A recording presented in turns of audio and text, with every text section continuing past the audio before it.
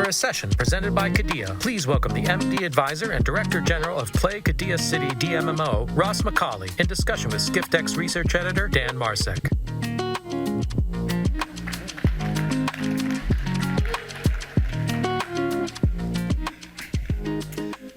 All right, glad to see you all here this afternoon, and Ross, glad to have you here up with me. Thank you, Dan. So everyone that I've talked to here so far knows about Qiddiya City and knows what it is, but just in case, can you give us a little bit of background? And I think we got an image to show of what that's going to look like, and frame why you're here. Okay, thanks, Dan.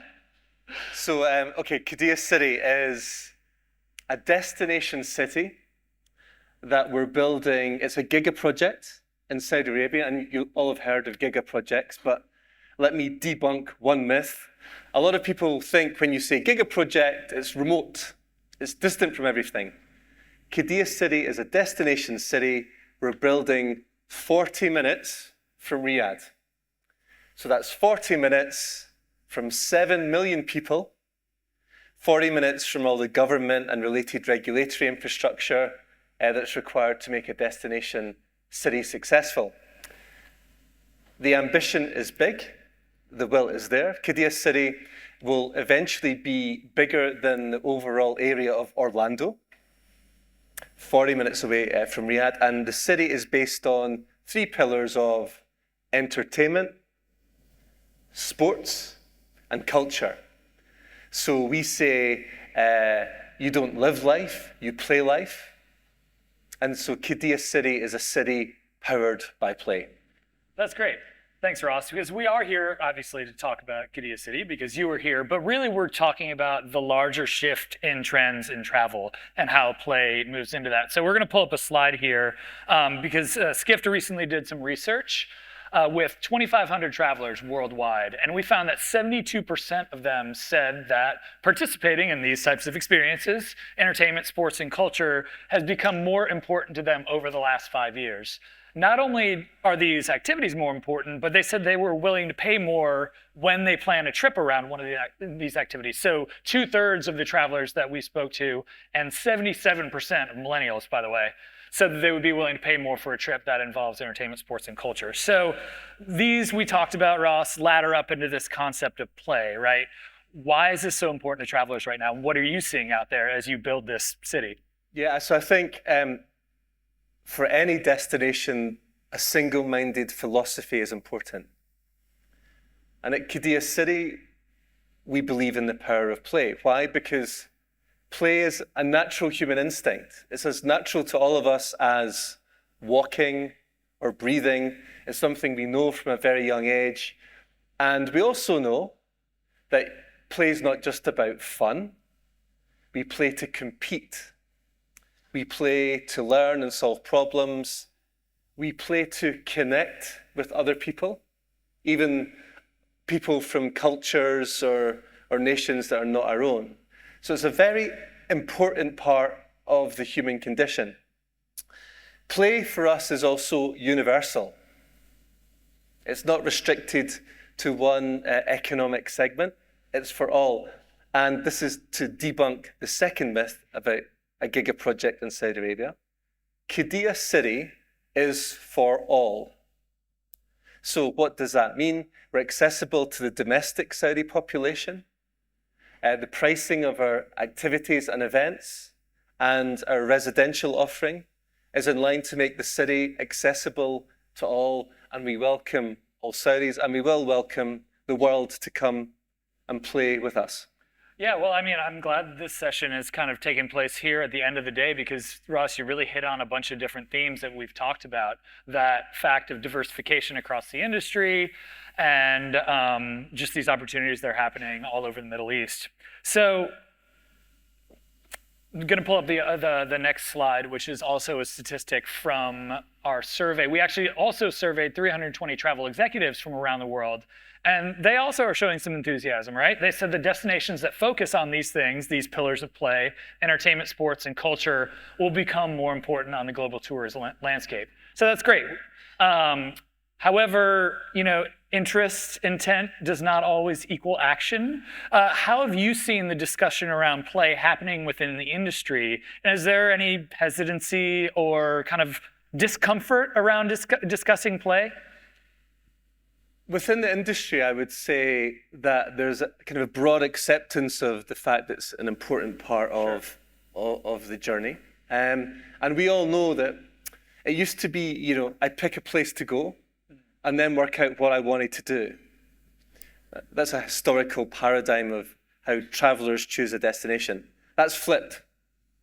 People are now thinking, okay, what do I want to do? Do I want to go to a music concert or see a sporting event or go to a roller coaster?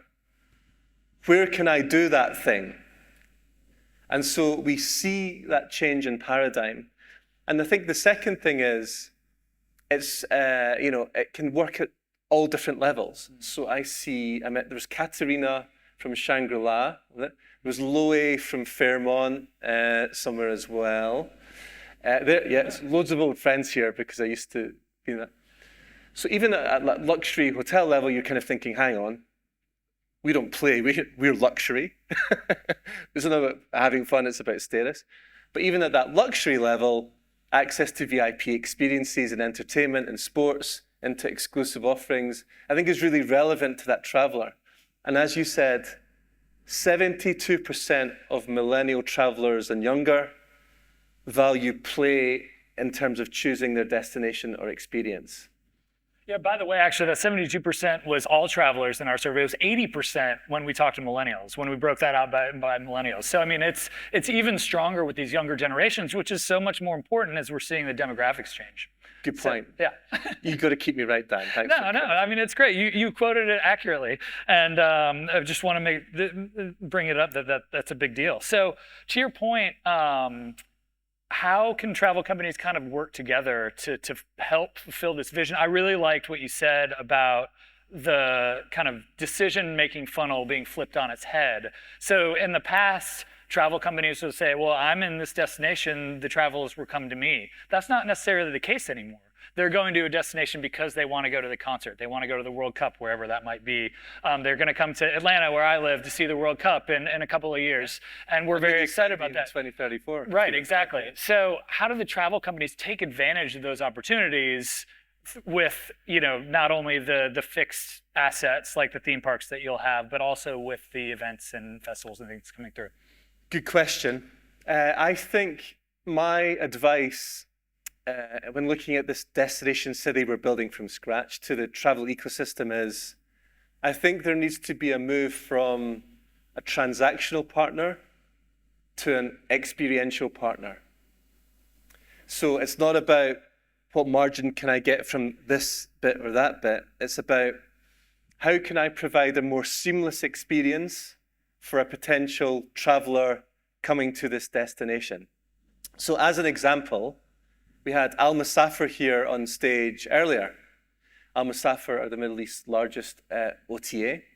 They've launched Al Musafir activities. I see Tariq over there from Al Musafir as well. I caught him, he's on his phone when he should be listening to me. But he's taking notes, Ross, he's taking notes.